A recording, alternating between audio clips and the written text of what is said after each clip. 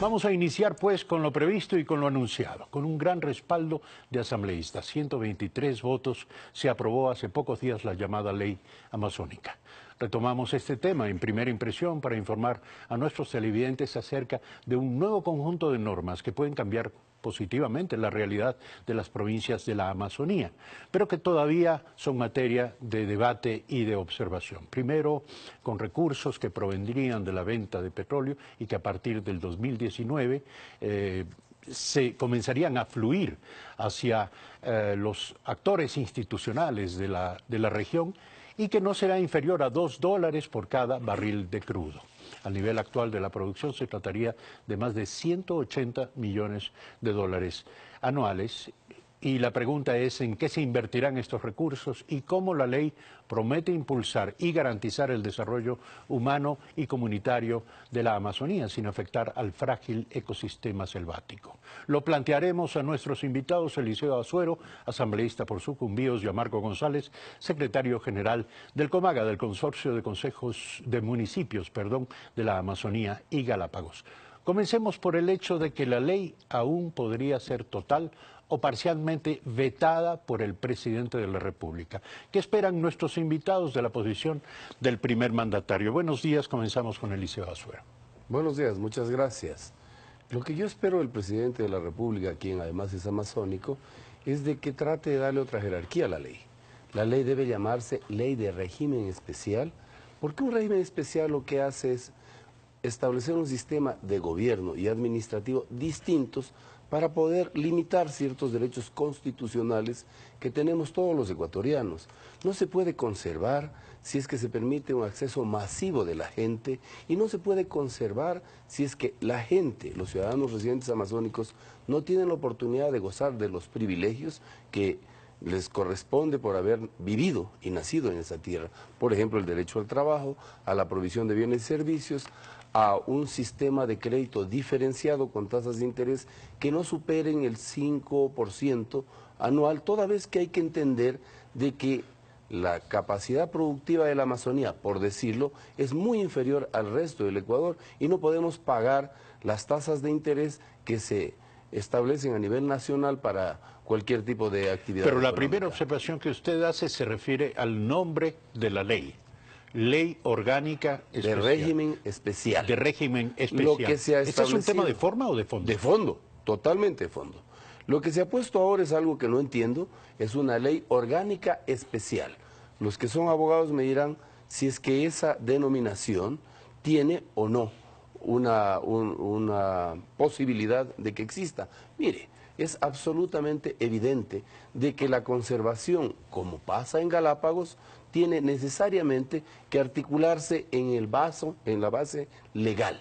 Es decir, una ley de régimen especial permite muchas otras cosas que no están permitidas en una ley orgánica solamente. ¿Eso implicaría eventualmente que el presidente de la República podría vetar parcialmente la ley, comenzando por su denominación, por el nombre, como lo señala Eliseo Azuero? Su opinión, Marco González. Muy buenos días, muchísimas gracias siempre por la oportunidad, un saludo a todos los amazónicos desde el Consorcio de Municipios de la Amazonía y Galápagos, siempre es un honor el poder estar aquí representándolos.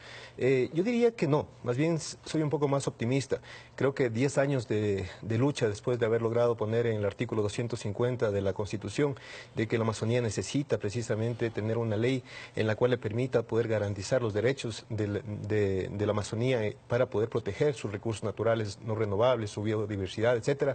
Yo diría que esta lucha se ve concretada y se vio concretada el martes 13 de marzo con la voluntad de 123 asambleístas y es algo histórico, es algo que tenemos que también nosotros resaltar, de que hemos logrado calar en la sensibilidad y en el corazón de todas las fuerzas políticas que existen en la Asamblea Nacional, que se ven representadas aquí en la Asamblea Nacional y que pues han visto estas grandes necesidades de la región amazónica. Lo que dice Eliseo es cierto, nosotros necesitamos proteger, necesitamos tener una circunscripción para poder garantizar los derechos que tiene nuestra gente de poder trabajar, de poder tener acceso a salud, a educación, a vivienda, a los servicios básicos, que es por lo que más trabajamos. Pero lo que desde los señala municipios. el asambleísta Azuero es que este problema de la denominación de la ley no es un problema menor, no es secundario, es un tema de fondo y podría dar pie a un veto parcial del presidente de la República. Sería bueno. Básicamente no. ¿Sabes que ¿Usted considera en la que estructura debería atender a eso el presidente de la República? Debería manejarse, yo creo que temas de fondo, igualmente para poder construir esta ley se tuvo el acompañamiento de distintas instancias del Ejecutivo, diría ejemplares, del Ministerio de Finanzas, de Política, de Hidrocarburos, etcétera, para poder revisar todo lo que lleva la ley, no solamente la denominación. Sí, es cierto, la circunscripción es lo que nosotros hemos pedido y lo que dice el artículo 150 y en base a eso es lo que se ha legislado. Yo también felicito el trabajo realizado por la Comisión de Biodiversidad en estos 8 meses en la que se estructuró, se cogió una ley que estaba prácticamente abandonada durante los 4 años anteriores y se comenzó a trabajar, se comenzó a recorrer las provincias, se comenzó a aportar desde los distintos actores de la sociedad y eso hay que valorarlo también. Usted defiende entonces lo aprobado, pero la pregunta de Eliseo Azuero, usted acaba de decir, sería bueno que el presidente vete parcialmente. ¿Por qué y en qué aspectos? Yo hablo del veto parcial para mejorar el contenido. La norma dice, por ejemplo, preferentemente se contratará la mano de obra local. Los bienes y preferentemente es discrecional. Quienes sí son abogados sí saben lo que esto significa. Esto quiere decir que prima, en todo caso, la posibilidad de que alguien actúe con un recurso de amparo y pueda decir, bueno, a mí me asiste el derecho como ecuatoriano, en la norma constitucional el trabajo es para todos los ecuatorianos. Es decir, yo lo que quiero hacer notar definitivamente es cuestiones profundas que parecerían que en una frase se define absolutamente todo. Otro de los temas. Pero el tema del trabajo es un tema particularmente conflictivo, me da la impresión. Porque ustedes piden que a través de la ley haya un régimen de excepción en la Amazonía. ¿Cómo lograr esto? ¿Ustedes dicen llevar exactamente el mismo modelo de Galápagos a la Amazonía? Yo les pregunto a los ecuatorianos, dígame por qué razón las provincias nororientales son las más pobres del Ecuador. Es que la mayoría de gente que accede al trabajo no pertenece ahí, es una población flotante que genera de parte de la cosa pública la necesidad de bienes y servicios. Es decir, lo que yo estoy diciendo es de que no se puede excluir totalmente. Con esta denominación de ley se puede hacer lo que dice la ley. El 70% de las plazas de empleo deberán ser cubiertas por ciudadanos residentes, quienes tienen la obligación de contar con esa posibilidad para que no tengan que deforestar, no tengan que acometer a producir madera deforestando o ir a la casa. Es decir, generar aspectos o condiciones. ¿Pero cómo se controla eso? Se controla con una sola razón. Tiene que ponerse que ciudadano residente amazónico es aquel que ha nacido, vivido en la región amazónica hasta la publicación de la presente ley. De alguna manera sí se define en la ley, pero hubiera sido mejor, mucho más profesto. Yo hice un sinnúmero de aportes, por decir el 80%, estuve permanentemente insistiendo, sin ser parte de la comisión, porque sí conozco a profundidad. Yo, por ejemplo, he puesto un tema muy importante. Nosotros, en el año 99, logramos el 35% del excedente del precio del barril de crudo, con el que se financia el presupuesto general del Estado para la construcción de la troncal amazónica. Con eso se construyó. Más sin embargo, ese derecho adquirido, que está consagrado en la Constitución, en el artículo 11, fue eliminado. Pero volviendo al tema del derecho privativo, de empleo para los amazónicos en la zona en la que rija estas normas, esta nueva norma de la ley amazónica, ¿no cree que esto generaría una discriminación odiosa con otros, respecto de otros ecuatorianos que se movilicen hacia la Amazonía en busca de oportunidades, como lo han hecho tanto los amazónicos también hacia otras provincias del país? Hay que revisar la historia siempre, estimado Eduardo. La región amazónica precisamente tuvo a partir del boom petrolero una migración de todos los ciudadanos de distintas provincias del país para poder poblar precisamente nuestras provincias amazónicas y poder aspirar a fuentes de trabajo que no existían en el país. Nosotros en esta ocasión, por supuesto, Tenemos ya generaciones que han venido estudiando, que tenemos profesionales en todas las áreas que se necesitan en la región amazónica para poder aspirar a ocupar esos cargos de trabajo, y precisamente por ellos y para ellos es que se legisló, y lo que dice Eliseo es cierto.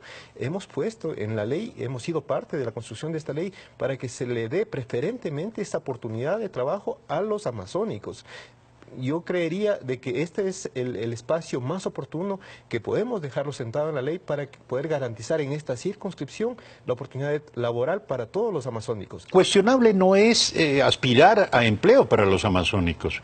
Lo que generaría dudas es que un principio constitucional de derecho que rige para todos los ecuatorianos, el derecho al empleo, esté en una región del país específica, privado para una buena parte y aplicado para otra.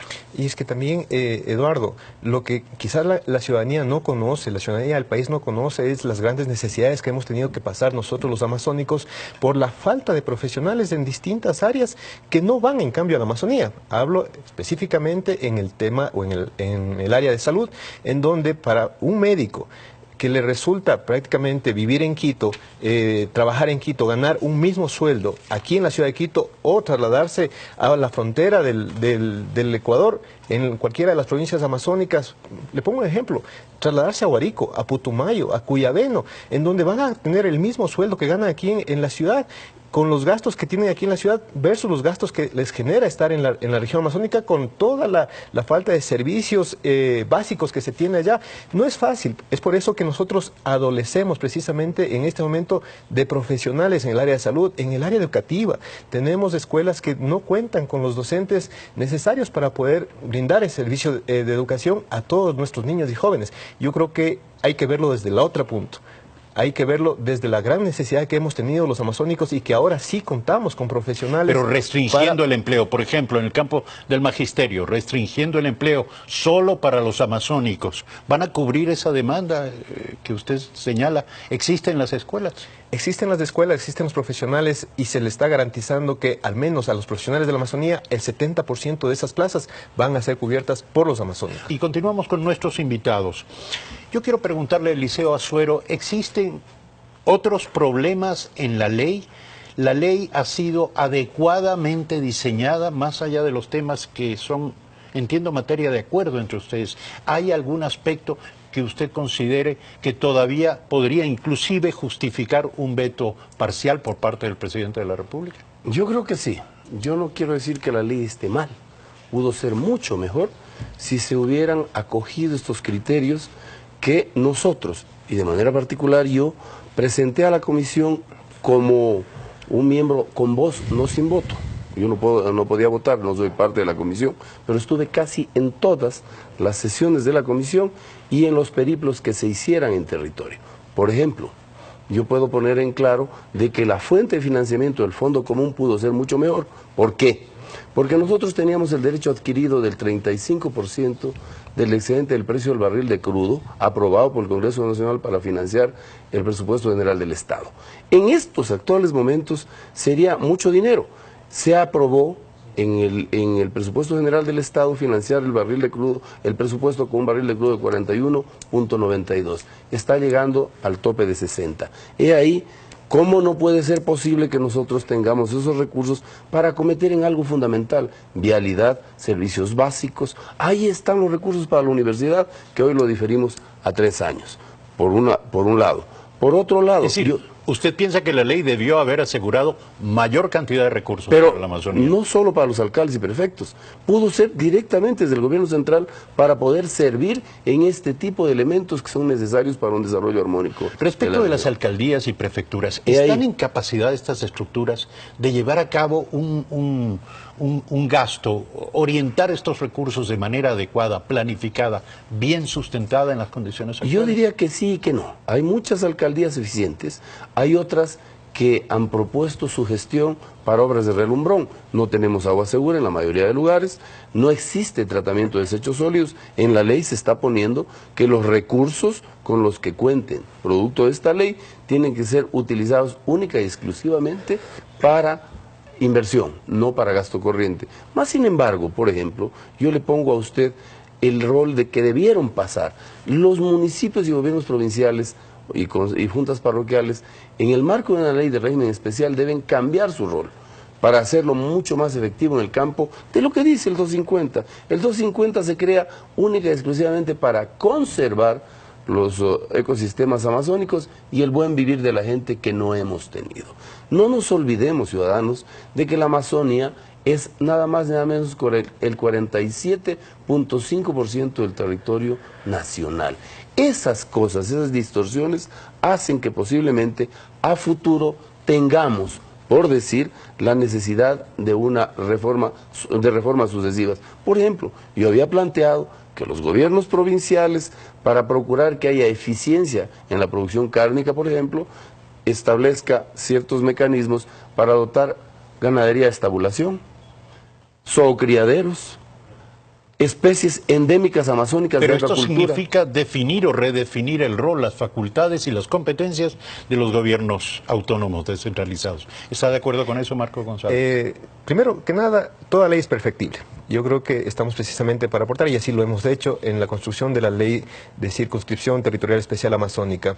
Y también hay que aclarar, la estructura política del Estado está conformada y tiene sus competencias. Está el Estado central y, por supuesto, los gobiernos seccionales. Están cada uno definidas sus competencias. En base a eso, lo que le corresponde, en este caso, a las instituciones de control, es precisamente de observar de que los recursos que son entregados a los gobiernos provinciales, a los gobiernos municipales, a las juntas parroquiales, sean invertidos de la manera como tienen que ser invertidos en base a sus competencias y al buen uso de esos recursos. La ley como tal, hoy, ¿qué es lo que está haciendo? Está distribuyendo o está entregando recursos precisamente para poder dotar de todo lo que adolecemos en la región amazónica. Bien lo ha mencionado Eliseo.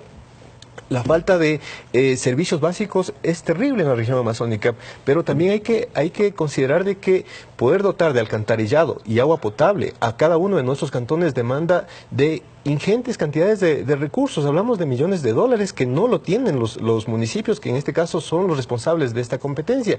A través del Banco de Desarrollo, que es nuestro aliado estratégico, hemos podido llegar a concretar algunos créditos que han permitido a varios municipios poder entregar proyectos pequeños realmente de alcantarillado de agua potable, pero en sí la necesidad todavía es grande, estimado Eduardo. En cuanto a lo que son tratamiento de desechos sólidos, en cuanto a lo que es aguas residuales, yo hago una reflexión a la ciudadanía del país. Nosotros podemos hacer mucho en la región amazónica con los recursos o con los pocos recursos que hemos tenido y con los recursos que van a venir, pero no sacamos nada. Créame, no sacamos nada si no nos concienciamos de todo lo que se está contaminando desde los ríos de la sierra hacia la región amazónica. Tenemos nosotros que observar, y ese va a ser un rol fundamental de la Secretaría Técnica de la Circunscripción Especial Amazónica, tenemos que observar de que en los cantones de la sierra se implementen las plantas de tratamiento de aguas residuales y que esa agua que es utilizada en sus cantones vuelvan a los ríos, pero ya tratadas, y que no sean un contaminante a nuestros ríos. Pero según esa lógica también se podrían utilizar recursos de este fondo amazónico para que los municipios de la sierra limpien las aguas y no tributen aguas contaminadas. En lo absoluto, estimado Eduardo, esos recursos van precisamente para poder desarrollar a nuestros pueblos, para poder dotar de rellenos sanitarios. Respecto del ejemplo que acaba de poner. Precisamente, o sea, lo que nosotros no tenemos, que sí lo tienen los municipios de la sierra, hablamos de rellenos sanitarios. Aquí existe y tienen alcantarillado y agua potable. Permite, Marco González, está generalizando. Hay municipios que lo tienen, pero hay muchos municipios que no lo tienen. Pero por supuesto, y es para eso el que tiene que haber el acompañamiento del gobierno nacional. Hoy, por ejemplo, hemos sido testigos hace un poco más de un mes de un proyecto emblemático del gobierno nacional en el que busca proveer de agua para todos. Y es ahí donde hemos sido también testigos como algunos municipios de la sierra y algunos de la Amazonía han sido beneficiarios de estos proyectos en donde se les está entregando recursos prácticamente, en algunos casos, hasta con el 100% de subsidio, para dotar precisamente lo que tú dices, Eduardo, a esos municipios de la sierra que todavía no tienen la posibilidad de contar con alcantarillado de agua potable para que lo puedan acceder a través de este proyecto. Pero en lo que corresponde a la circunscripción especial amazónica, nosotros defendemos y defenderemos que esos recursos que se han logrado de la extracción por cada barril de petróleo que sale de la región amazónica, que genera la riqueza de la región amazónica hacia el país, que hoy por hoy se revierta en beneficio y desarrollo para nuestra región también. Ese principio parece no tener discusión y de allí la unanimidad de la votación también en la Asamblea Nacional. Pero hay otros temas que sí van generando polémica.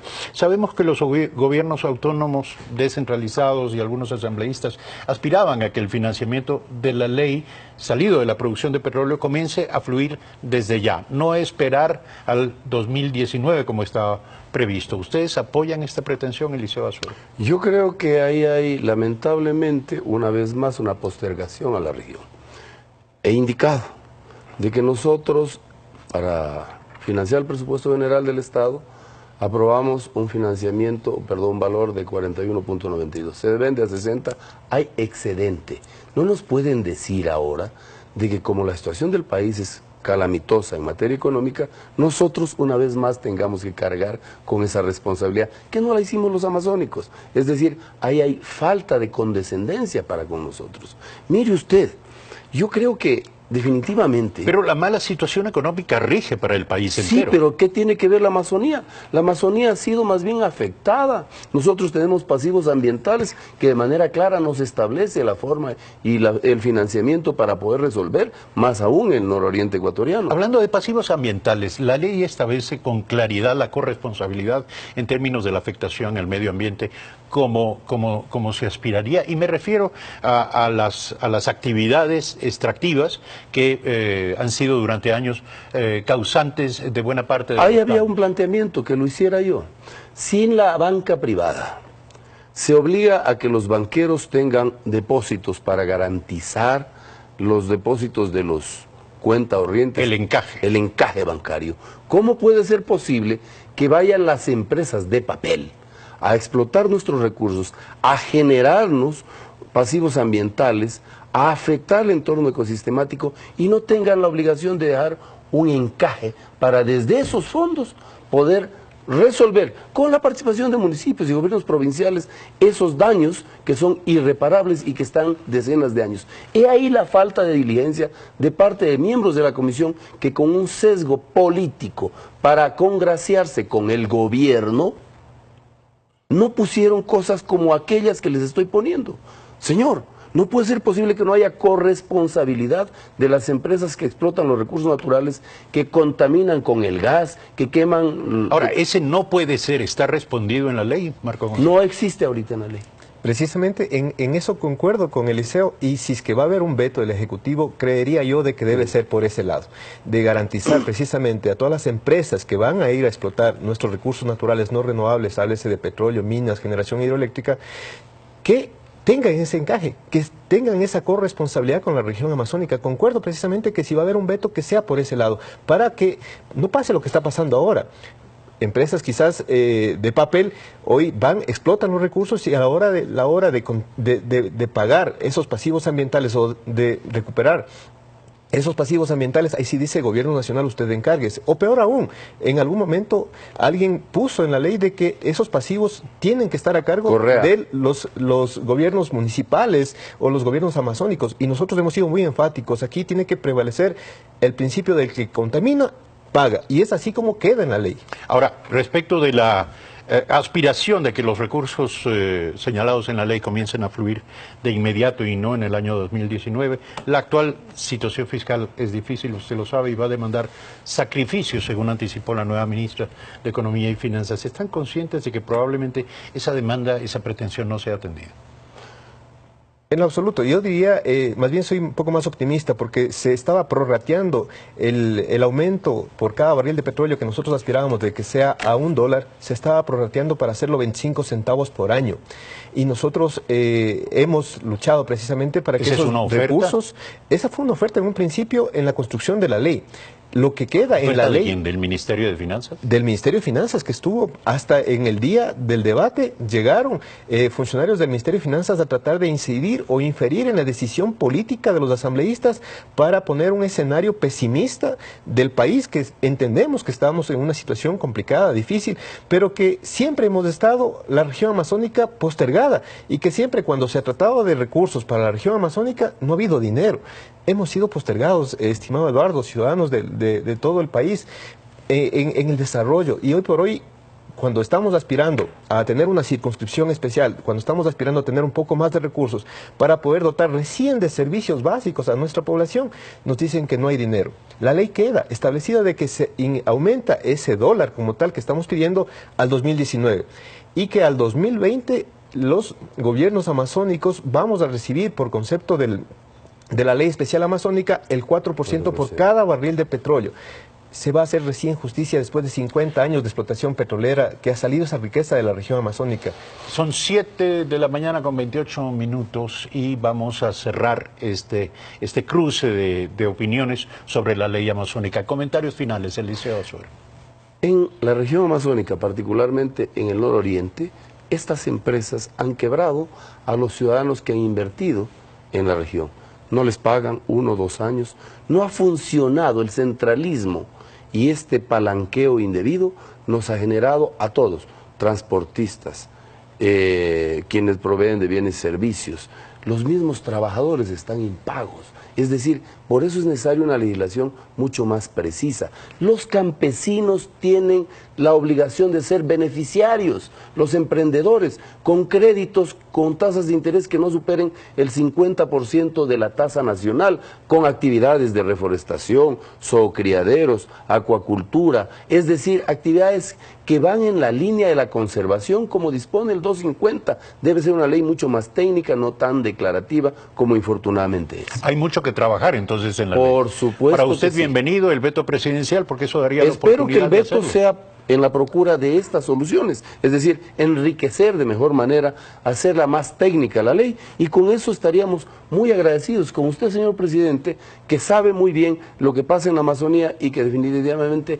está en sus manos el poder mejorar esta ley. Marco González, comentarios finales. Precisamente comparto de que si hay un veto que sea en procura de mejorar las condiciones de la ley y las condiciones de vida de los ciudadanos de la región amazónica, y para eso es precisamente la construcción de un plan integral, porque el petróleo, la minería se va a terminar en algún momento y los amazónicos tenemos que tener siempre una fuente alternativa de desarrollo. Le estamos apuntando al turismo, tenemos que apuntarle a la producción y definitivamente yo creo que esta es una gran oportunidad que tenemos los amazónicos para poder redireccionar el futuro y el norte que necesita la región amazónica para poder salir adelante. Esperamos tener el veto positivo del señor presidente para la aprobación inmediata de esta ley y estamos convocando inclusive a todos los amazónicos para este día lunes 19 de marzo estar a las 7 de la mañana en la Plaza Grande, saludar al señor presidente y también decirle aquí está la Amazonía Unida que espera un veto positivo para esta ley y su aprobación inmediata. 7 de la mañana, 30 minutos, gracias a nuestros invitados. Vamos a continuar después de un corte con lo anunciado. Estar aquí la ministra Eva García, ministra de Industrias y Productividad. Estableceremos también un contacto con Ginebra, con el embajador Diego Aulestia, representante ecuatoriano en la Organización Mundial de Comercio. Brevísima pausa.